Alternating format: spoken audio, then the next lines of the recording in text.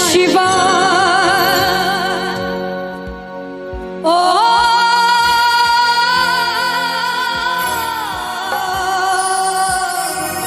नमः शिवाय। और जो जो बाबा भोलेनाथ को मानते पूरे पूरे हाथ उठा लेंगे सीधे सीधे और तालियों के साथ आएंगे इस भजन में। ओम नमः शिवाय, ओम नमः शिवाय, ओम नमः शिवाय, ओम नमः शिवाय। बोलो हर हर बम, बोलो हर हर बम, बोलो हर हर बम, बोलो हर हर बम, बोलो हर हर बम, बोलो हर हर बम, बोलो हर हर बम, बोलो हर हर बम। मायन पूर्णा भैरव बाबा, मायन पूर्णा भैरव बाबा, मायन पूर्णा भैरव बाबा, यहाँ न कोई बाकी।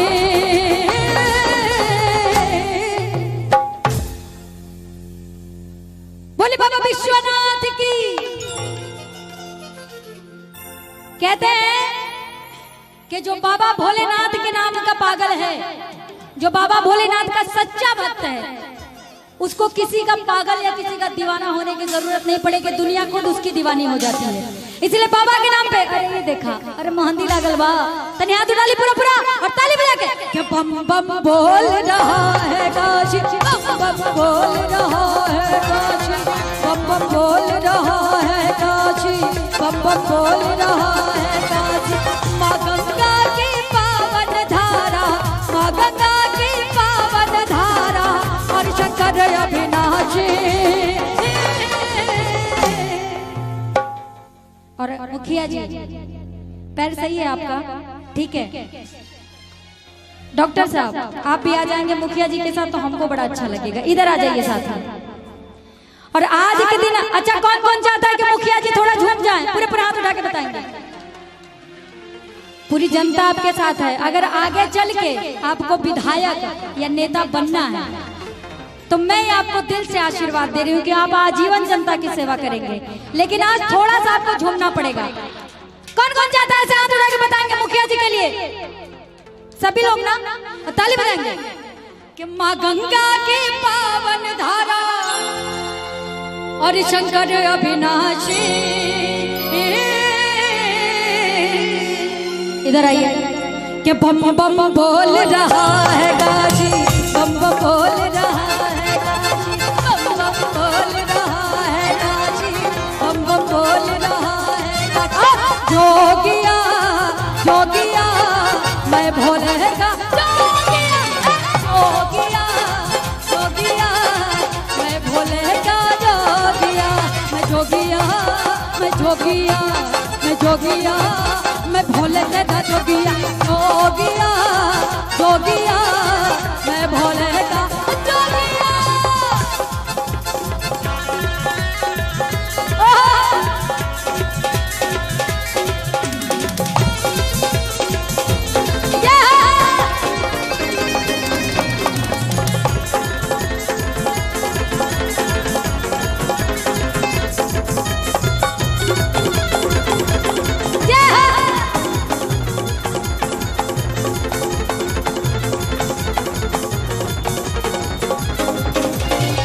और कहते हैं कि डॉक्टर भगवान का रूप होता है।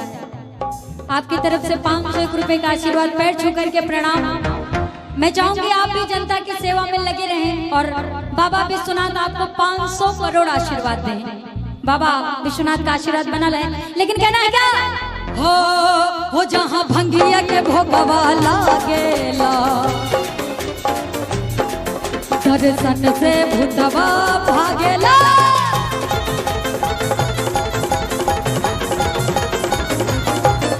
जहाँ भंगिया भोगवा लागेला दर्शन से भूतवा भागेला, जहाँ भंगिया के भोगवा लागेला दर्शन से भूतवा भाग, जहाँ भंगिया के भोगवा लागेला दर्शन से भूतवा भागेला, दर्शन से भूतवा भागेला, दर्शन से भूतवा भागेला।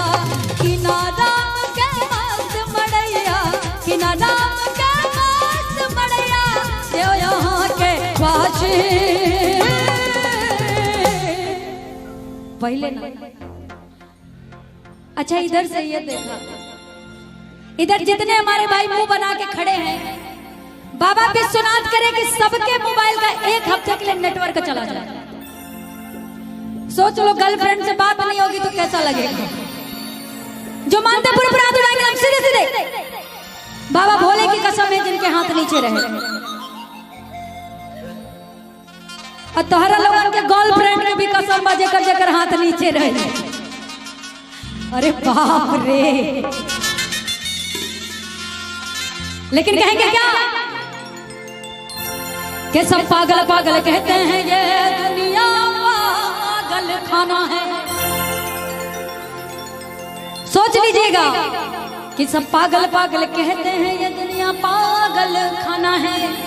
और तुम भी पागल, मैं भी पागल, पागल सारा जमाना है।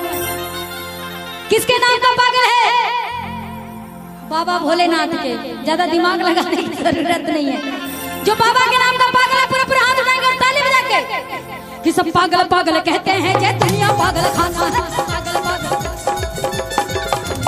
तुम भी पागल, मैं भी पागल, पागल सारा जमाना है।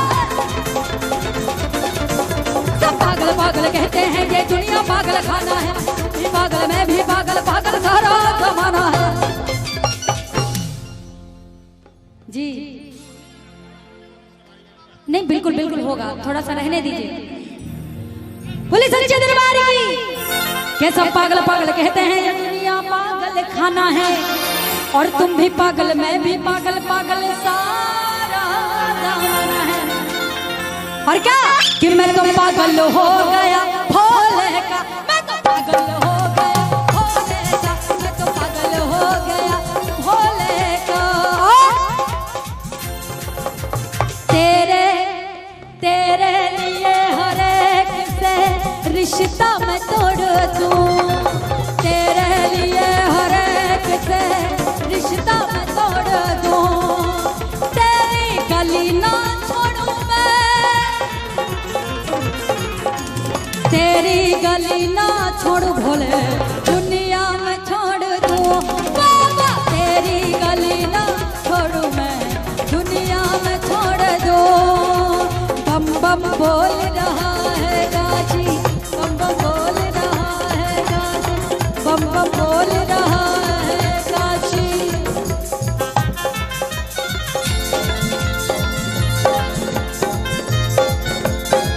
क्या बात है?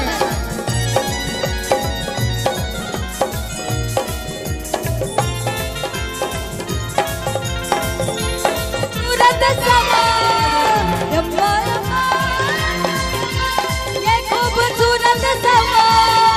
बस आज की रात है जिंदगी, कल तुम कहाँ कहाँ। बस आज की रात है जिंदगी, कल तुम कहाँ कहाँ।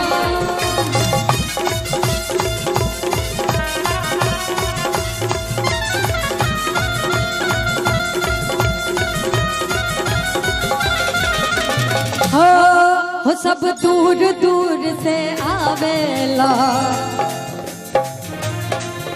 बाबा के दर्शन पावेला।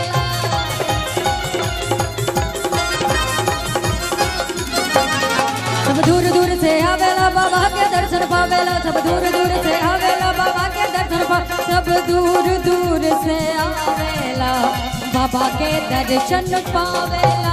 बाबा के दर्शन पावेला, बाबा के दर्शन। किना राम के मस्त मड़ैया, किना राम के मस्त मड़ैया, जो यहाँ के बाजी।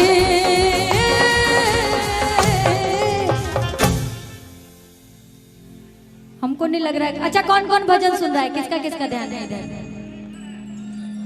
अच्छा आप सबका है। एक बात कहूंगी मैं कि बाबा भोलेनाथ करे काली मुर्गी उजली हो जाए। बाबा भोलेनाथ करे नहीं, अभी सुनिए तो हम क्या करें कि बाबा भोलेनाथ करे कि काली मुर्गी उजली हो जाए। और जो बाबा भोलेनाथ के भजन में ताली न बजाए उसके पूरे बदन में खुजली हो जाए। सोच लीजिए खुजली कितनी खराब चीज है भाई।